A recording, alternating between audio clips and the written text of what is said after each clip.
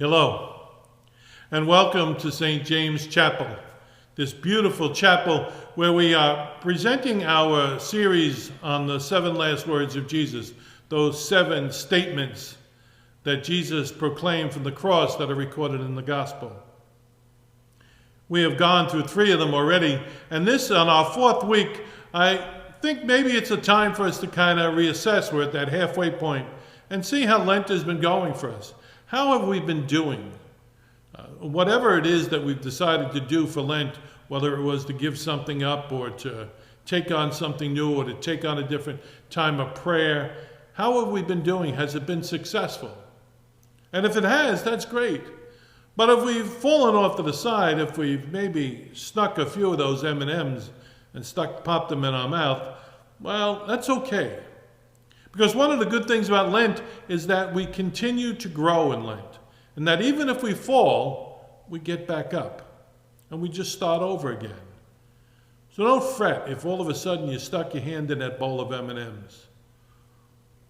Just keep moving forward. Continue again today. Start anew.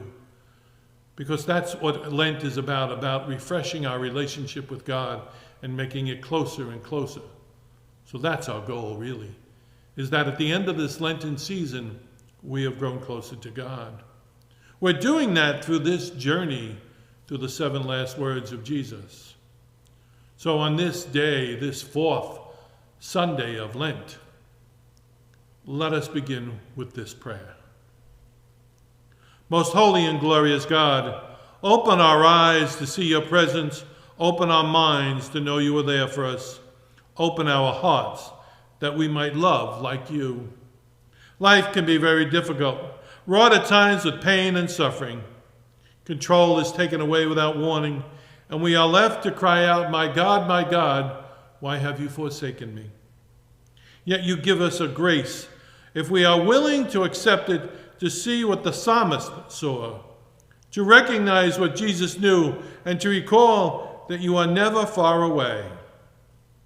In our times of suffering, may we follow the example of Jesus and the psalmist, but may we also serve as a source of comfort and consolation to others in their suffering.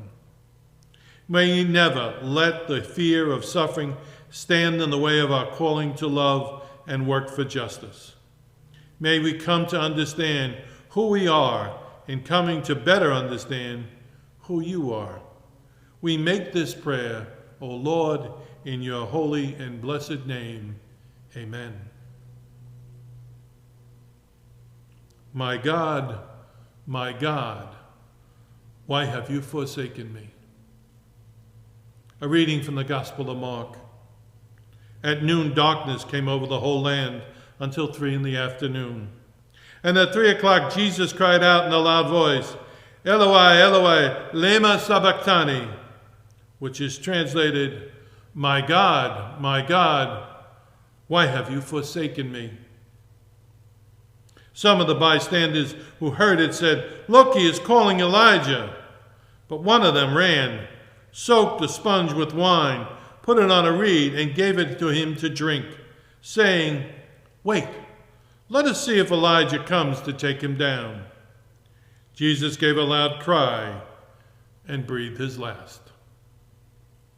The Gospel of the Lord. Has Jesus surrendered?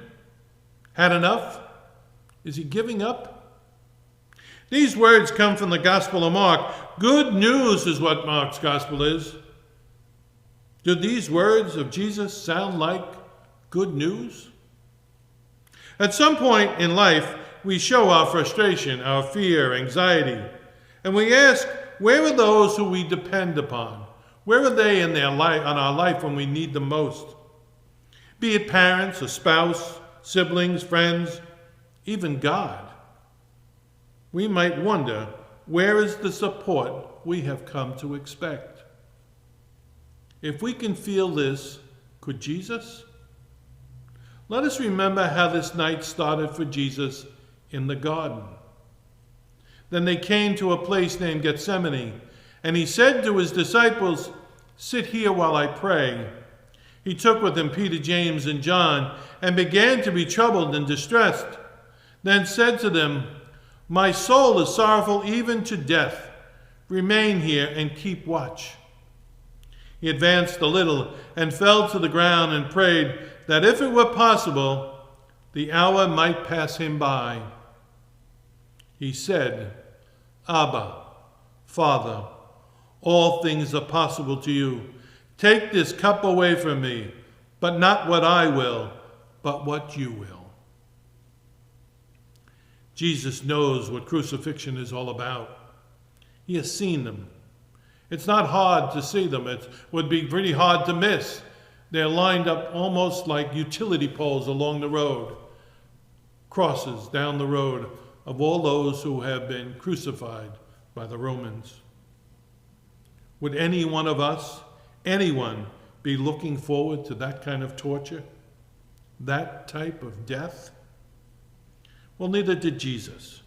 But it wasn't his will, but the will of God the Father. When crucifixion comes, does Jesus surrender, or is there more to these words, my God, why have you forsaken me?" Expecting Jesus to extend his energy in some long soliloquy might be a bit much. But what if he simply begins a most profound prayer that truly expresses his journey to the cross? There are those who believe that what Jesus really was saying when he says, my God, why have you forsaken me?" is that he's beginning to pray Psalm 22. So let us listen to Psalm 22. My God, why have you abandoned me? Why so far from my call for help, from my cries of anguish? My God, I call by day, but you do not answer, by night, but I have no relief. You are enthroned as the Holy One. You are the glory of Israel. And our ancestors they trusted and you rescued them. To you they cried out and they escaped. In you they trusted and were not disappointed. But I am a worm, hardly human, scorned by everyone, despised by the people. All who see me mock me. They curl their lips and jeer. They shake their heads at me. You relied on the Lord. Let him deliver you. If he loves you, let him rescue you. Yet you drew me forth from the womb, made me safe at my mother's breast. Upon you I was thrust from the womb. Since birth, you are my God. Do not stay far away from me, for trouble is near. There is no one to help. And many bulls surround me. Fierce bulls of Bashan encircle me. They open their mouths against me, lions that rend and roar. Like water, my life drains away. All my bones grow soft. My heart has become like wax. It melts away within me. As dry as the potsherd is my throat. My tongue sticks to my palate. You lay me in the dust of death. Does this sound like something that Jesus would be saying if he had the strength from that cross? Think about crucifixion and what it does. In order for Jesus simply to take a breath, he has to push up on his feet that are nailed to a cross and try to lift up on arms that have more than likely been dislocated. And he continues, many dogs surround me. A pack of evildoers closes in on me. So wasted are my hands and feet that I can count all my bones. They stare at me and gloat. They divide my garments among them. For my clothing they cast lots. But you, Lord, do not stay far off. My strength, come quickly to help me. Deliver me from the sword, my forlorn life from the teeth of the dog. Save me from the lion's mouth, my poor life from the horns of wild bulls. We're going to notice a change now as we go forward in this prayer. Notice the change. Then I will proclaim your name to the assembly. In the community I will praise you. You who fear the Lord, give praise. All descendants of Jacob, give honor, show reverence. all descendants of Israel. For God has not spurned or disdained the misery of this poor wretch, did not turn away from me, but heard me when I cried out. I will offer praise in the great assembly. My vows I will fulfill before those who fear him. The poor will eat their fill. Those who seek the Lord will offer praise. May your hearts enjoy life forever. All the ends of the earth will worship and turn to the Lord. All the families of nations will bow low before you. For kingship belongs to the Lord, the ruler over the nations. All who sleep in the earth will bow low before God. All who have gone down into the dust will kneel in homage. And I will live for the Lord. My descendants will serve you. The generation to come will be told to the Lord, that they may proclaim to a people yet unborn the deliverance you have brought. Does this sound like good news? This is Psalm 22, which Jesus used to express exactly what his passion and death truly mean to each of us. In the moments of our life where we might call out, my God, why have you forsaken me? For God has not spurned the poor wretch. We are the poor wretch. And God is with us always. Remember our baptism, when the priest or deacon said, Lord, receive the light of Christ. This light is to be kept burning brightly for you. You're to walk always as a child of the light, that this light would one day lead you safely home.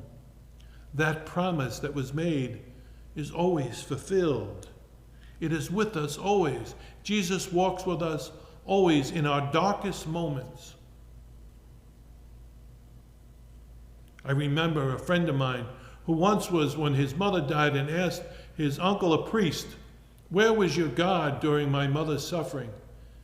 And he said the same place he was when his son hung upon the cross. Right there. Jesus is always with us. God is always with us. That strength is always there for us. Jesus is able to come out of that garden and face that cross because God truly is with him. The light of Christ is within each one of us. So on this fourth Sunday of Lent, a simple question we need to ask ourselves. When we feel like we are no longer close to God, who moved? Us or God?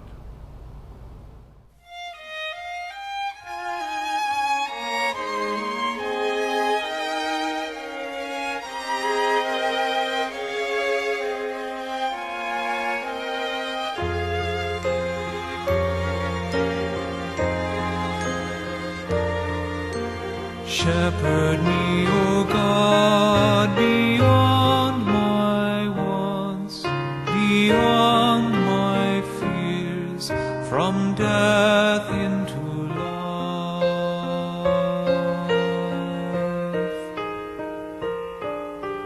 God is my shepherd, so nothing shall I want.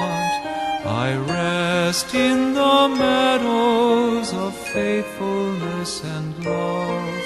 I walk by the quiet waters of peace.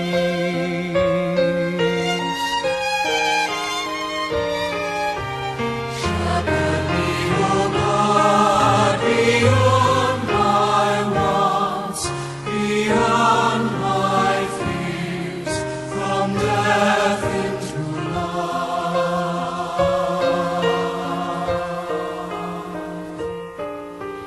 Gently you raise me and heal my weary soul. You lead me by pathways of righteousness and truth. My spirit shall sing the music of your name.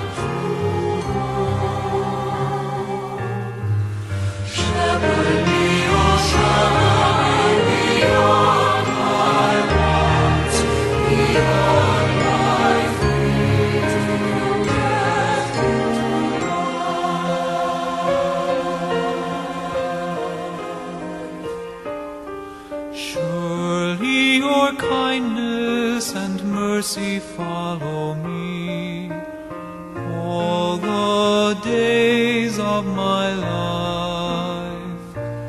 I will dwell in the house of my God